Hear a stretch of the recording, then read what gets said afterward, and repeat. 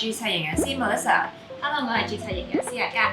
如果大家都想喺夏天嘅時候可以減肥啦、去水中排毒嘅話，但係又唔想餓住個肚，就推介大家整呢個冬瓜瘦身湯啦。係啦，喺咁炎熱嘅天氣底下咧，其實出街嘅時候經常流汗啦，但係原來流汗之際都等同於我哋身體流失緊水分㗎。呢一個湯水咧就可以幫助大家補充水分，而且一個消暑生津嘅效果。我哋好多 buddy 食過都真係減到㗎。咁我哋就可以開始啦，介紹下今日嘅食材先啦。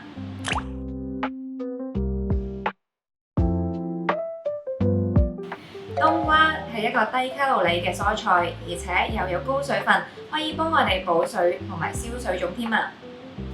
粟米可以提供天然嘅甜味，仲含有豐富嘅膳食纖維，可以幫我哋提升飽肚感同埋促進腸道蠕動。薑可以幫我哋暖胃，而且可以促進血液循環。成日坐 office 嘅 OL 就啱晒啦，可以幫我哋驅寒同埋預防手腳冰冷。枸杞可以幫我哋補肝腎、護眼，又有抗氧化，可以幫我哋延緩衰老。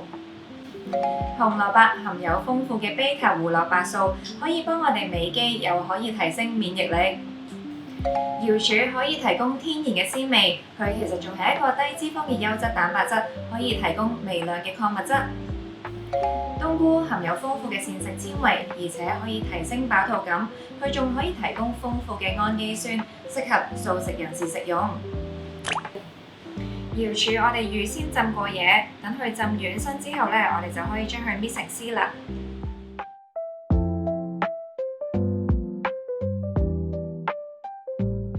我哋將啲紅蘿蔔刨咗個皮先，然之後將佢切成粒。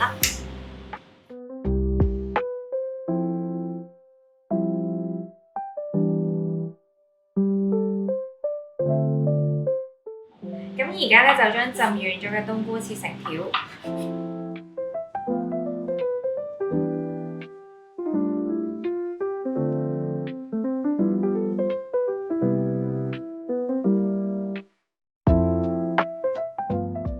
將啲冬瓜去咗皮啦，同埋去咗囊，我哋而家就將佢切粒啦。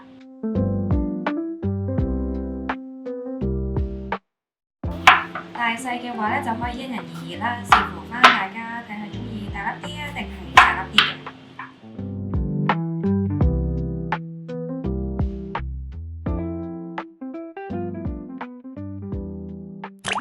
好，咁我哋而家放食材啦。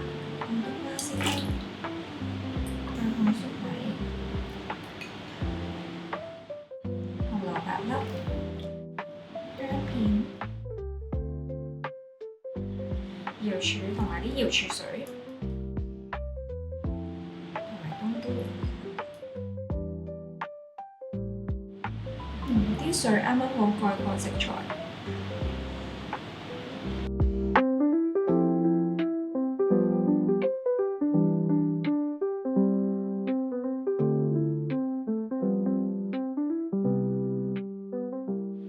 去到臨尾個5分鐘咧，我哋就可以加入杞子啦，同埋一啲調味料啦。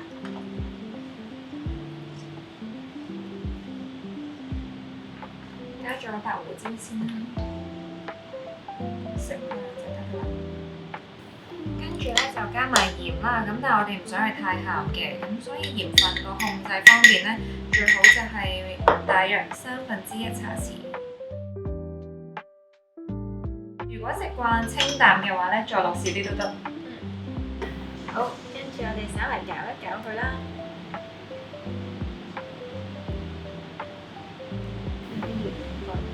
OK， 跟住冚翻個煲蓋，再煲多5分鐘。